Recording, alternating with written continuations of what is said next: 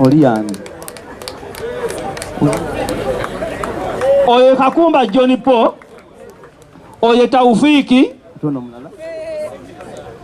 ono mulaye John Paul toyanzanyo toyanzege wekitiibwa Katikkiro ye mutongole w'Ekalaga akwetikidde bwatyo. Tubongere engalo bukadde 63 bunoonyezebwa gamugombolola emu bweti mu mwaka guki omwaka guli baleeta 34 guno bakubisa 32 guno bakubisizaamu ebiri. Tubongere engalo ffe abataleeta ssente ezo.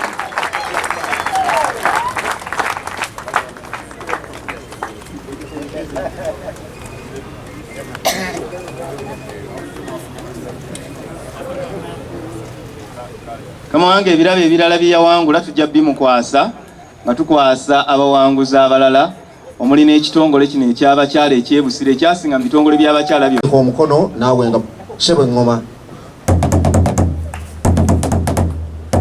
okuba engalo wekitibwa Kawoki.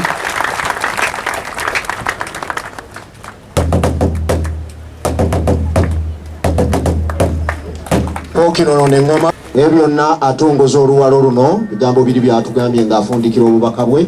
N'owekitiibwa Kawoki muwe ekkalaamu naye ateekeko.